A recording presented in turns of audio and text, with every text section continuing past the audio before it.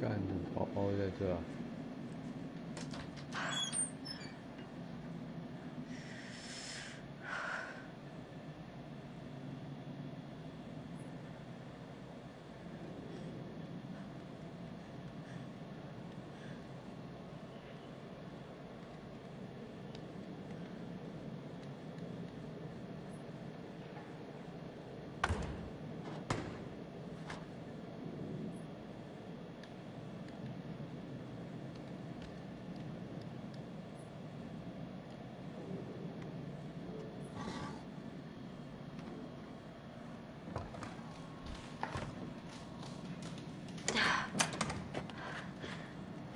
Hey.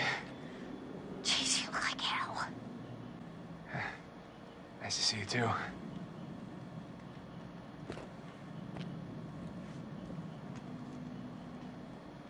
What are you doing? Well, actually, the towel didn't turn out to be the best outfit for fighting off killer maniacs, you know? Do you mind, Mike? Oh, right. My bad.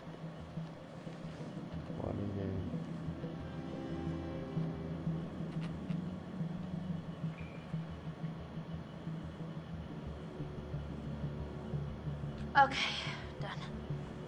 Let's put this thing to bed. I'm into that. What's that? Is that Crane?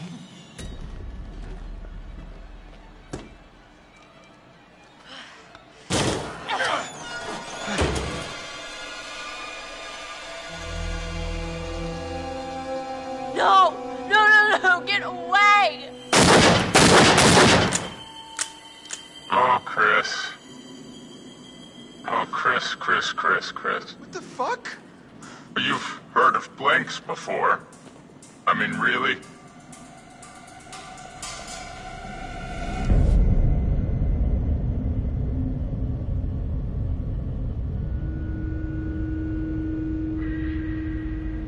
Oh, God! Oh, my God, Matt! Matt! Oh, Jesus! Shit! Oh, shit! Damn it! 刚好3点。Ah!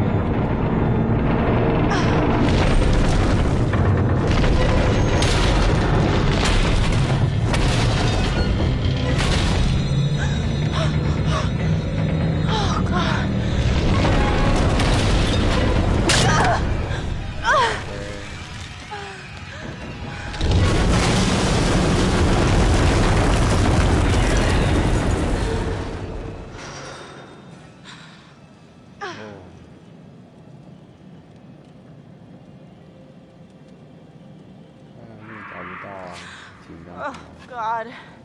Here goes $600. Better be worth it. I look great in that top.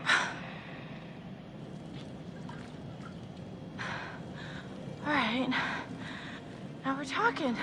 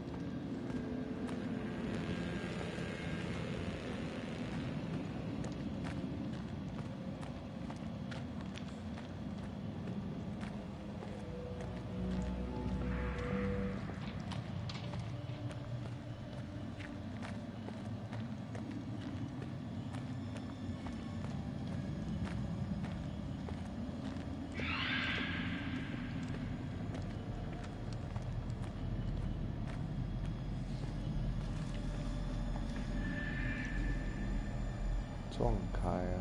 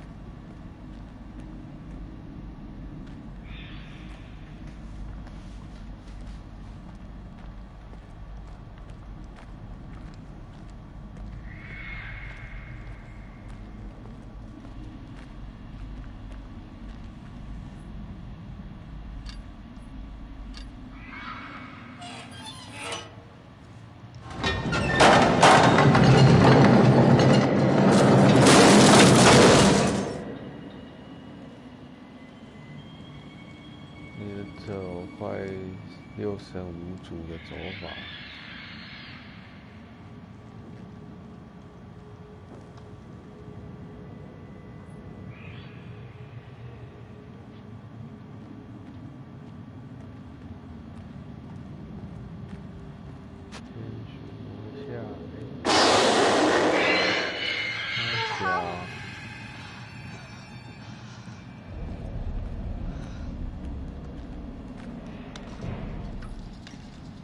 为什么要走呢？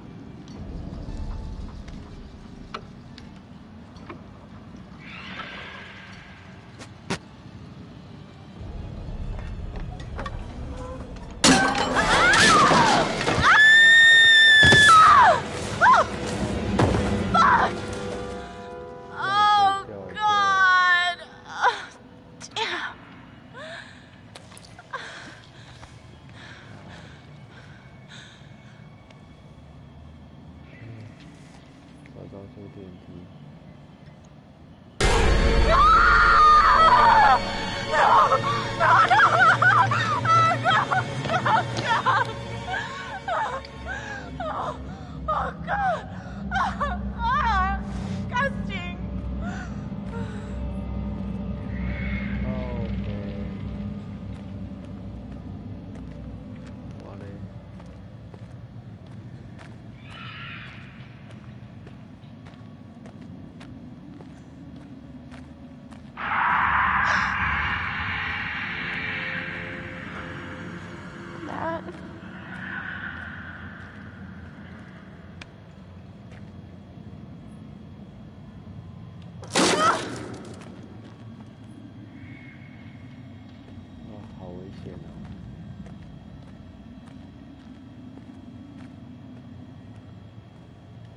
Weird.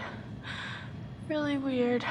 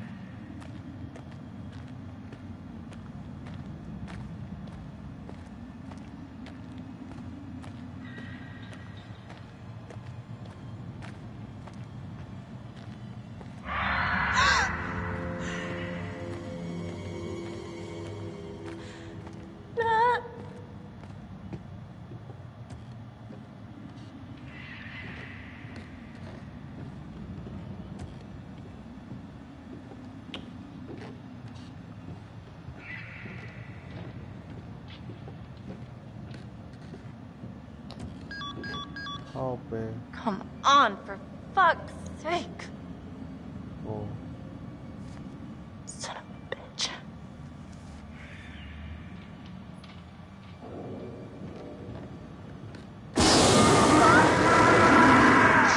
Shit!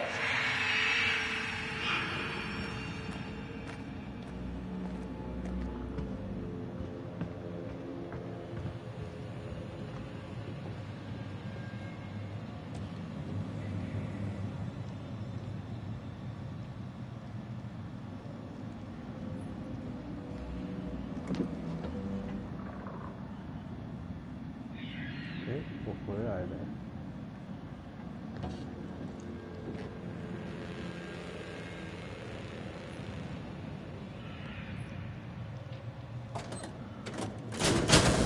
Oh my god, finally something works.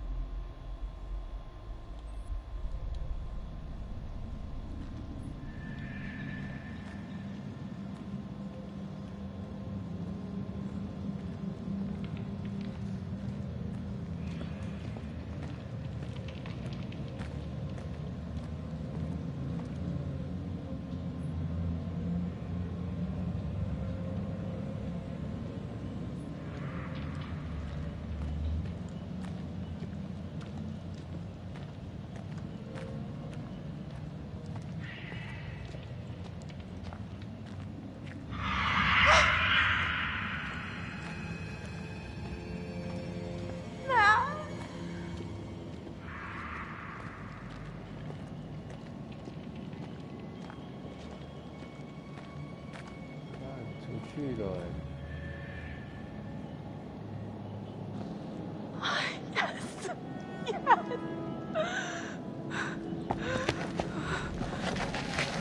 Shit.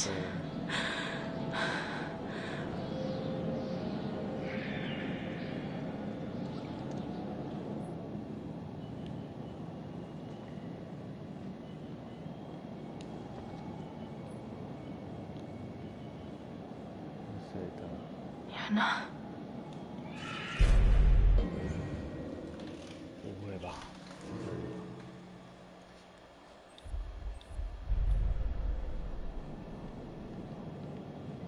好会，这么多人摔下来了。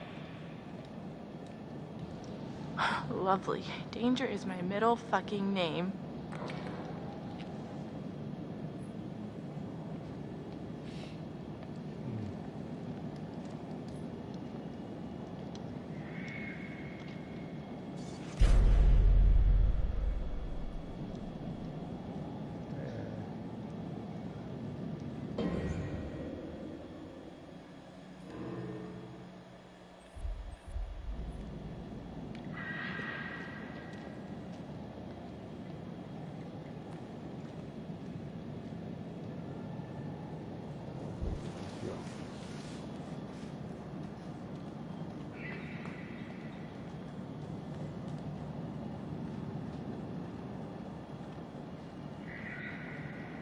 走回去了。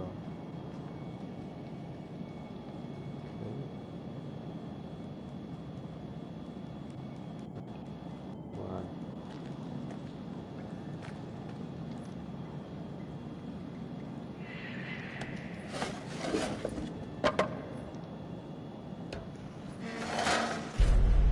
That's exactly a year ago. What does this mean?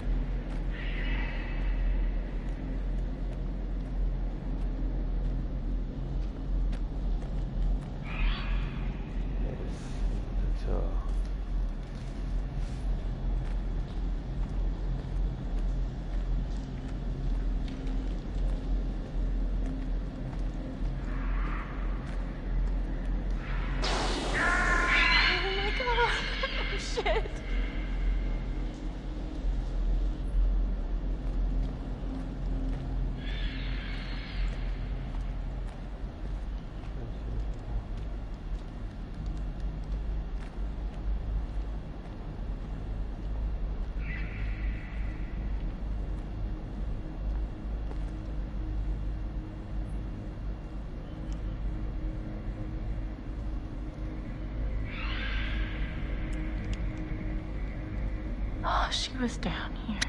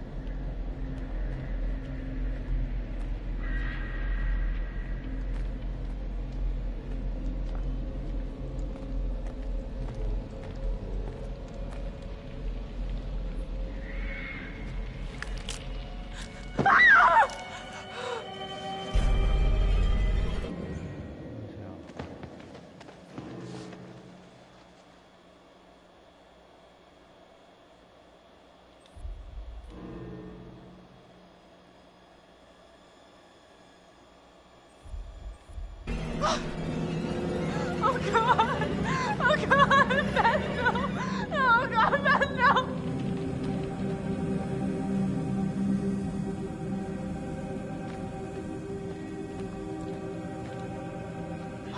Beth.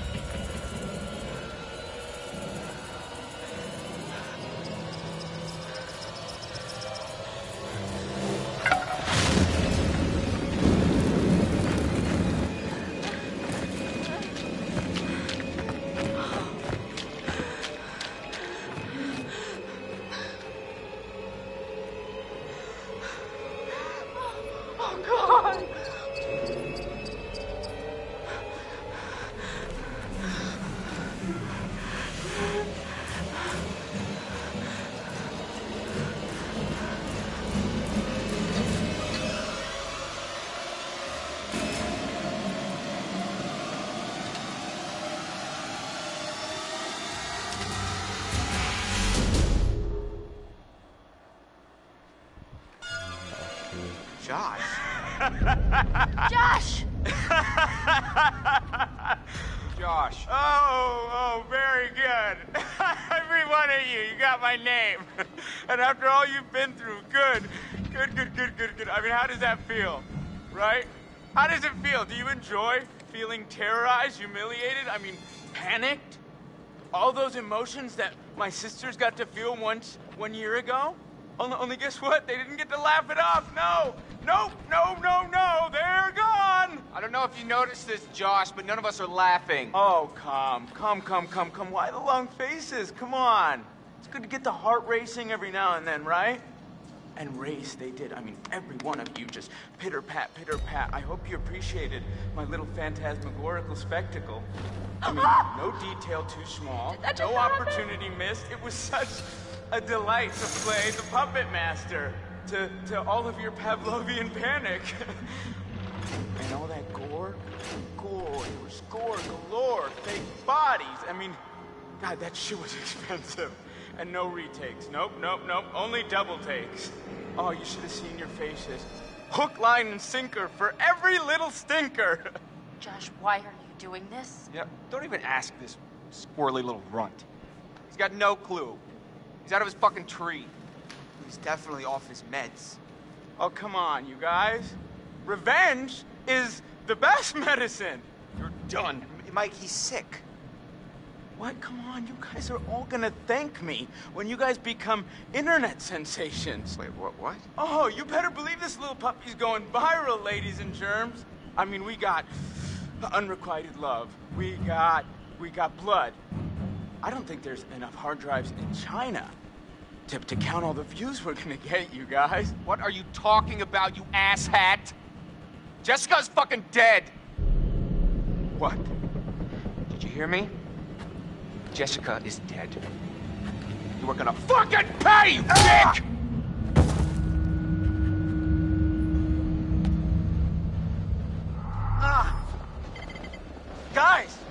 Guys, come on. Seriously, this is crazy, you know? Shut up. Chris, bro. I'm not your bro. Where are we going? Where are you guys taking me? Locking you up, bro. What? You can't do anything stupid before we call the police in the morning. Come on. I didn't do anything. Are you serious, bro? Goddamn murderer is what you are. I didn't do it. Michael, please, just listen to me, man. I did not hurt Jessica.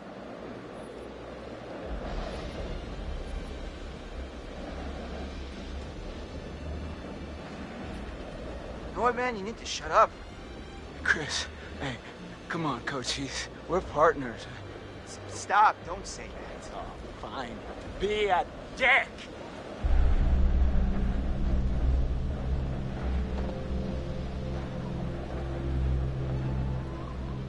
You only see what you want to see.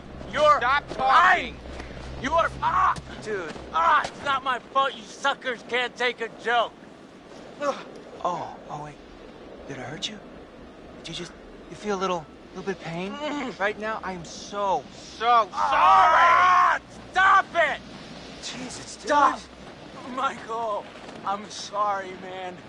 I can't tell you how sorry I am that something happened to Jessica, but I swear to you, I have no idea what happened to her.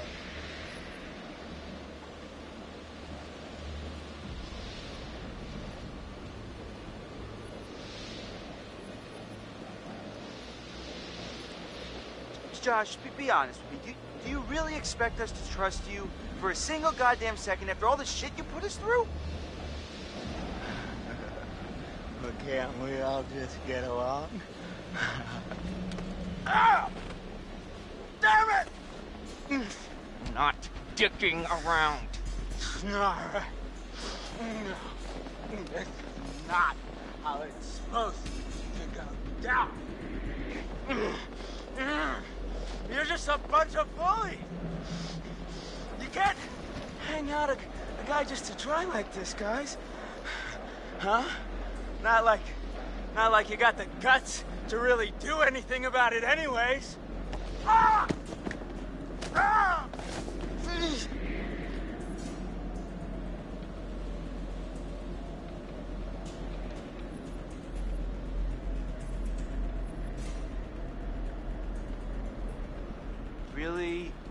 Really need to shut up, man.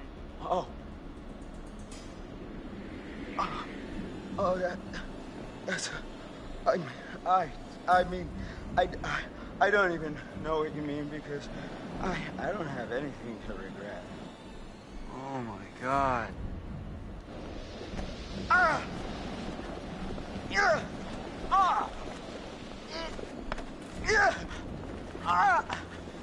Okay, you tied me up now, okay. Stay still, Right, man.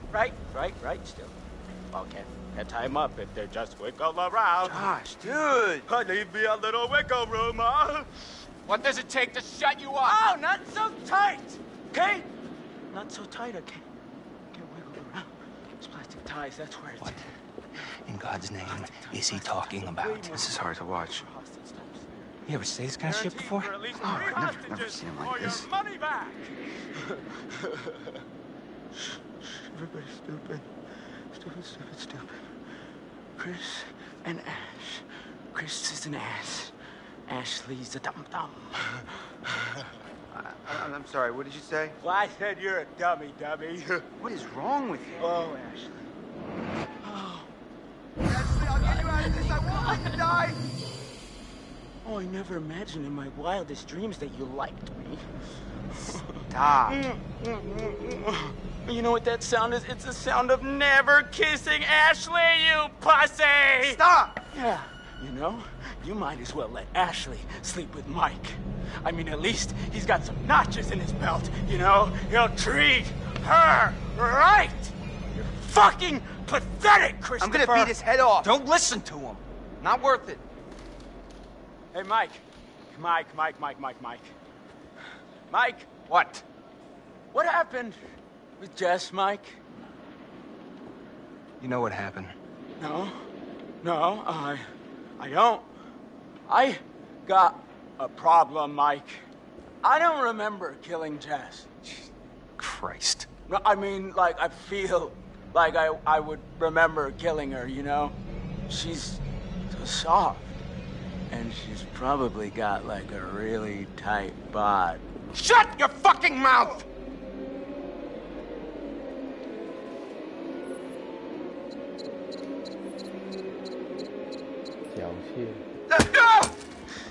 Seriously?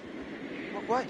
Did you think I was gonna shoot him? I don't know. Come on, Chris. You know me better than that. Yeah, Chris, you know me better than that. Yeah. Well, just next time give me a heads up, all right? Oh, you poor little piggies. You can't even get your good cop, bad cop routine to work. Leave it to the pros, bros! Why don't you go back to the lodge? Make sure everything's all right. I'll stay here with this lunatic until the morning. Oh, sleepover. Can we order pizza? You sure you're okay? Yeah. Don't want to know everything's fine back there. Yeah, you're right. See you in the morning.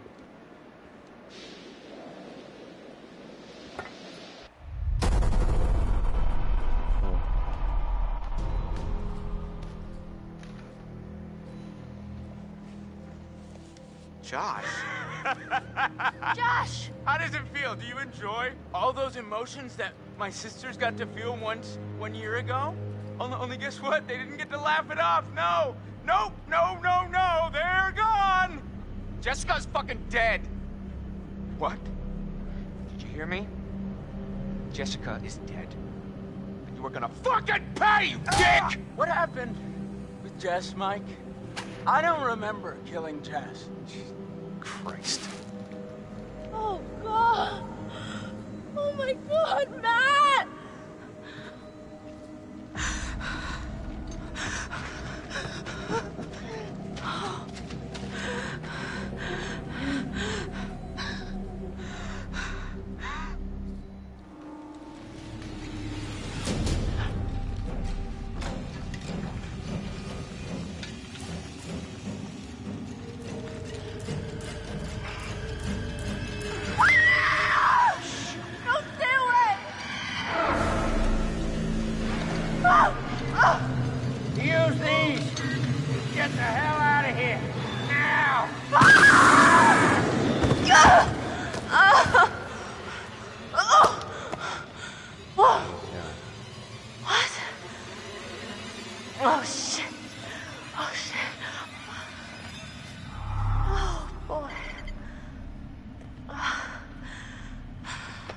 All right.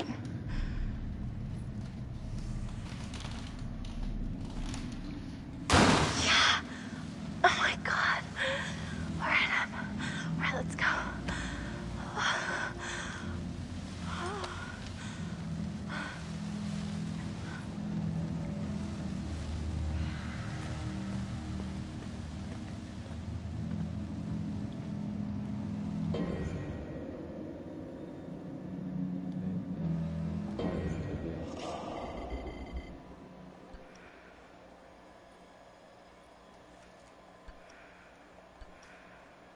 哇，风之故事。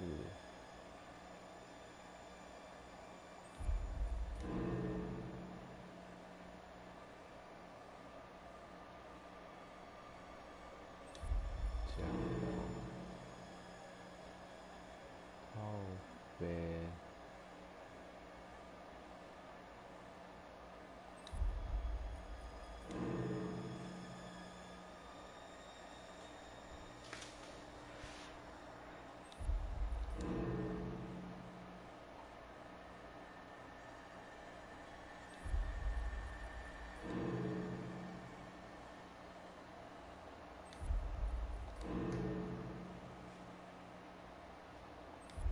这么用心，好吗？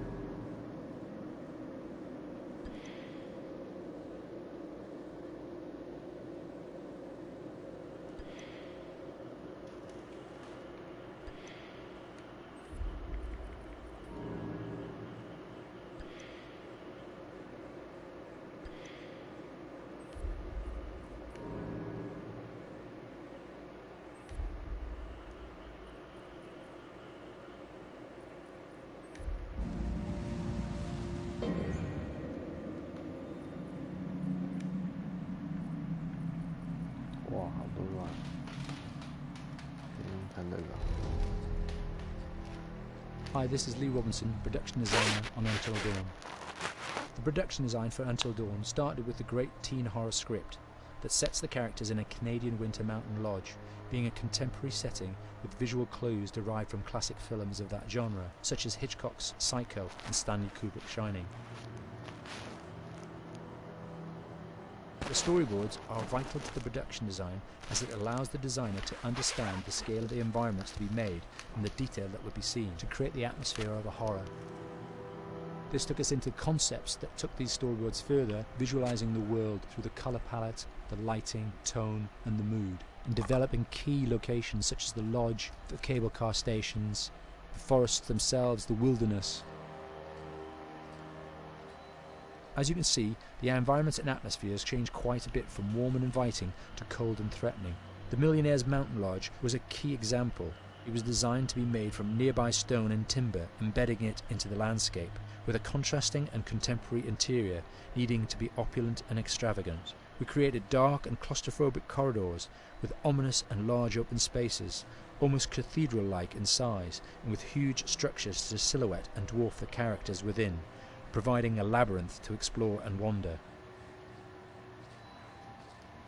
Each character was developed with a strong visual identity in mind, with contrasting colours, tones and silhouettes to identify them, each to have their own texture, pattern and shape, so that when they were lined up you could always identify them. The costume designs allowed a range of clothes that would suit them for the cold winter weather, but also have an element of style and individualism, so that the audience could look at them and relate, recognizing themselves within them. A lady would like to cuddle up with her man by a nice cozy fire bathed in atmospheric mood lighting. Right. It'll get plenty toasty once we're rubbing up against each other. Mike, fire and mood lighting. Yes. Working with the lighting artists, we really brought the look and feel of the world together, and this required a thorough understanding of the visual language of teen horror. A key scene was where all the characters emerge out of the rear of the lodge chasing Hannah. A contrast is evident straight away from the exterior wilderness to the warmth of the lodge. The attention to character lighting here is through the bounce and rim lighting, accented colours and composition, creating characters that come from the dark into the light and back again with an emotional effect. Guys, there's someone outside. What the hell? Hannah! What's going on? Where's my sister going? It's fine. She just can't take a joke. It was just a prank, Han.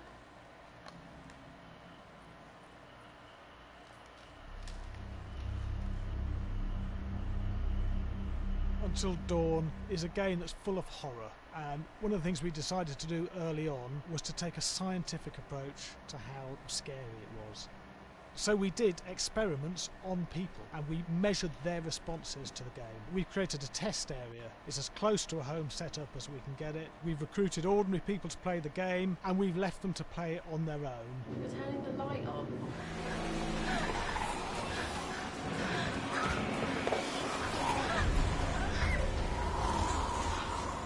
The only difference is it's rigged with cameras and microphones that relay the data through to the next room where people are watching them play. Bracelet here we use for biometric testing. It measures the player's emotional response. It's called a galvanic response sensor. It makes contact with the user's skin and it measures the electrical conductivity across their skin. It's the same principle as an old-fashioned lie detector. When you're stressed, you sweat a little, very sensitive, and picks up tiny changes if the player is feeling anxious or scared. That data's fed back to a testing team, comes through as a graph. I'm so sorry.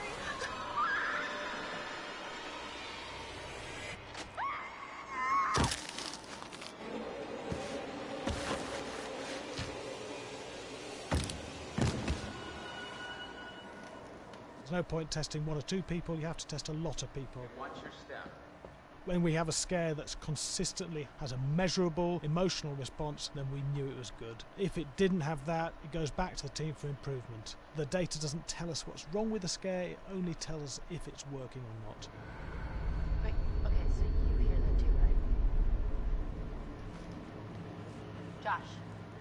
Here we have a chapter relatively early in the game. Weirdly regular. Nothing regular about it. We have to create tension and anxiety in the player so they are ready to receive the scare.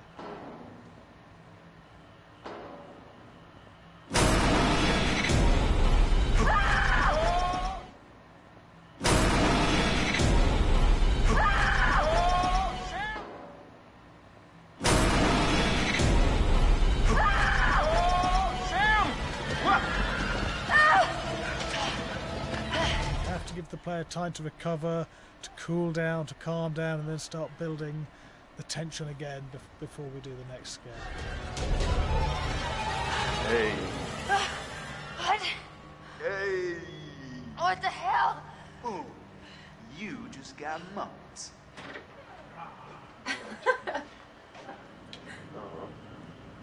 Yeah, I have such an adrenaline high from that game. There's two things we found. One is we could look at the scares, analyse if our expected scares were working effectively. Were people shrieking and covering their hands, or were they getting an emotional response from it? And being scientific about it means that we strip out people's opinions about whether things are working or not. We've got data, and we look at the data. If it's working, we're happy with it. Pretty scary.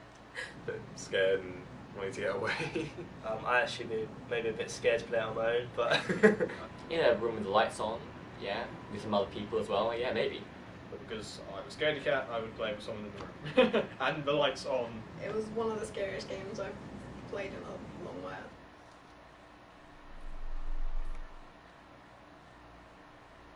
Hi, Larry. Hey, Graham. Hi, my name is Graham Resnick. I'm a filmmaker, writer, director, sound designer, and I started working with Larry Fesselman about 10, 15 years ago through my friend Ty West, who I grew up with, and I've done a lot of sound design with on his films. And he was producing Ty's films at the time, and Ty introduced me to Larry. Larry produced my first feature, and we've written together on several projects. My name is Larry Fessenden. I'm a filmmaker. I run Glass Eye Picks, which is an independent production company out of New York. We make indie movies, a lot of scary movies as well. I got a call to audition to write this video game. And I called my pal Graham Resnick because Graham is a gamer. And while I thought I could offer something to the idea of writing this multi-branching story, I knew that I would want Graham's expertise as a lover of gameplay, since I guess games were started. So and just as a lover. And as a lover, yes. Which is why there's so many sex jokes in the game. There was one Italian website that did say Larry that's Fessenden right. and Graham Resnick, the two lovers behind Until Dawn. Come here. Maybe I know how to handle you too. I am definitely ready to be handled. So I wanted Graham by my side. Yeah, and we got the gig, and it's been an amazing ride.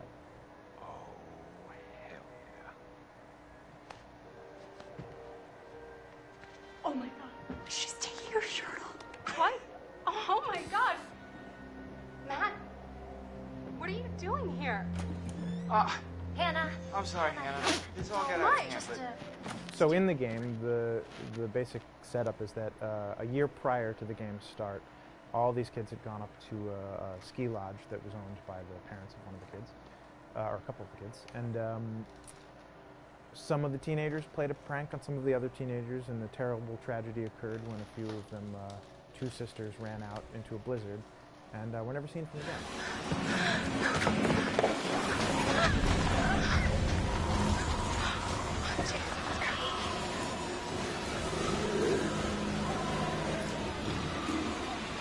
And so now, a year later, this is kind of torn apart, this group of friends. They've gone through some trials and tribulations in the past year. The brother of the two girls has had a lot of psychological issues, and to kind of help him cope and help them all get over it, they all returned to the lodge a year later, back up on the mountain. And the idea is to get over it, but... the healing does not begin. Yeah, and these kids are all trying to find themselves. They've been through a trauma, but in general, they're just teenagers trying to figure out who they are. So they're all kind of falling into the patterns, the stereotypes, the characters they see on TV and in the movies.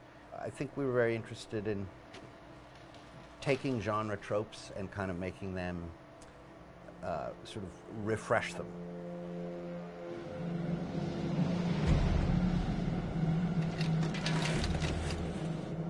Hey, did you see that? Dad said it'd just be us this weekend. We're familiar with how slasher movies work.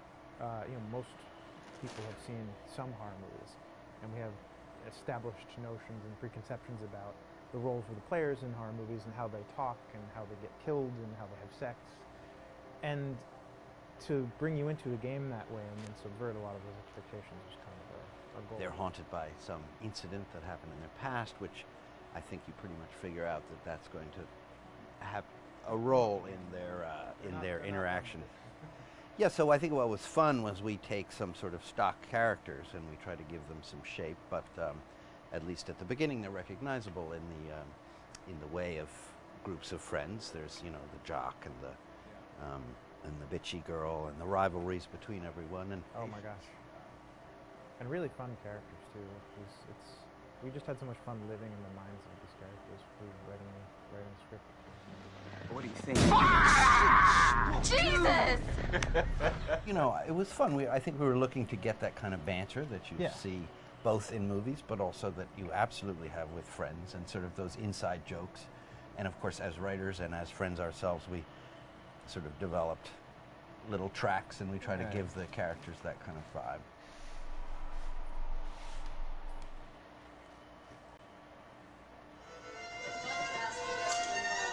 Yeah, fast and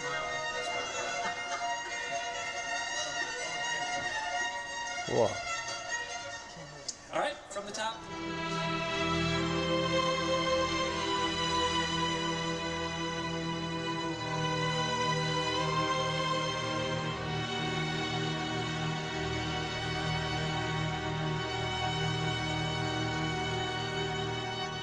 Jason Graves, and I'm the composer for Until Dawn.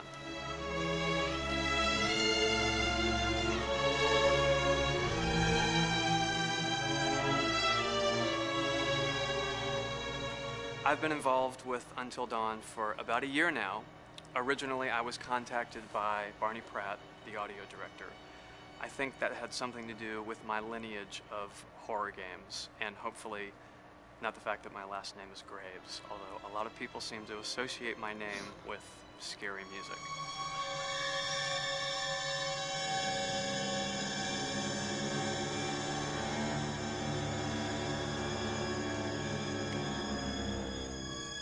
One of the things that was really exciting about working with Barney and the team at Supermassive is they really wanted something unique for the music. They wanted the music to stand out and be a character on its own in the game.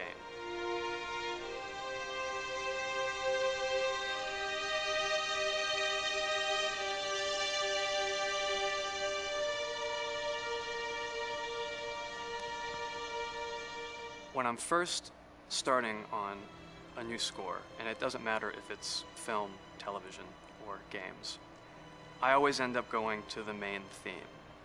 Sometimes the developer or producer isn't even necessarily interested in the main theme at the beginning. I just want to do it for myself, because for me, the main theme is the identity of the game. It establishes the mood, the atmosphere, and the character of the music, and how it's going to be playing in the background. And that's what we did with Until Dawn. That was actually my demo pitch to Supermassive Games. I put a main theme together, recorded all the instruments at my studio, and sent it to them. And they liked it. We actually ended up recording that exact theme, all the instruments and everything, live here at Ocean Way probably 9 months ago.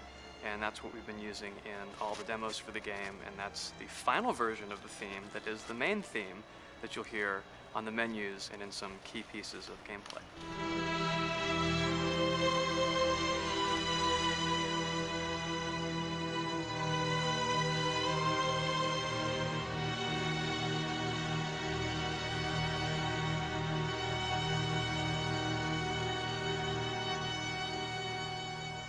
I seem to have made a name for myself in horror. And there's something about scary music, I think it's maybe the lack of rules. The biggest rule in scary music is there are no rules, so you can do anything you want, and actually, if you end up doing things that don't feel like they would work out together, they kind of clash, and it ends up being even more effective for scary music. So that's what really drew me to Until Dawn, was the textures, plus writing thematic material that is interwoven with the scary textures. I haven't really done anything like that before. Usually it was just all tension all the time, and that's fun and it's great. But I'm actually at heart a very melodic composer. That's the kind of music I love listening to, and that's the kind of music I love writing. That's the kind of music I got to work on in Until Dawn. Very nice. Same thing.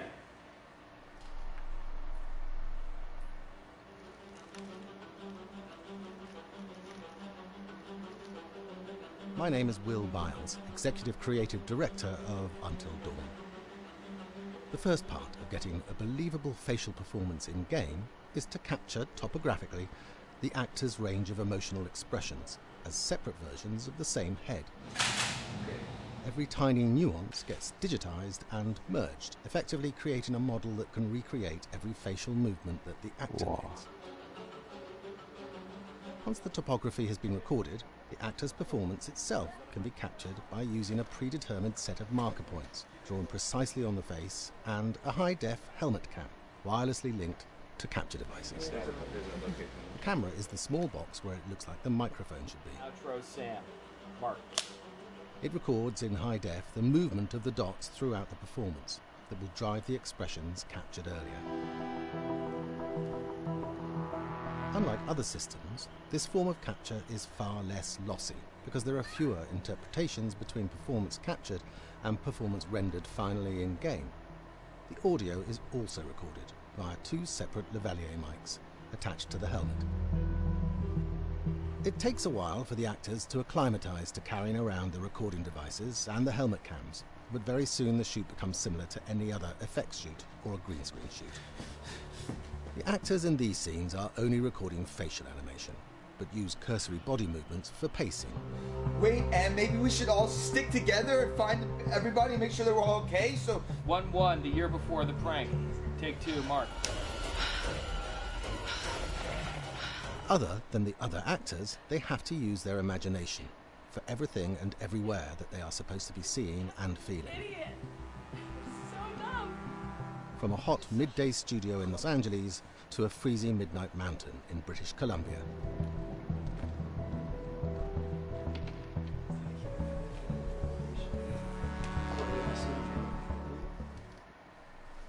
哦，没了，还有之后再玩啦。今天到这边，感谢大家，晚安喽。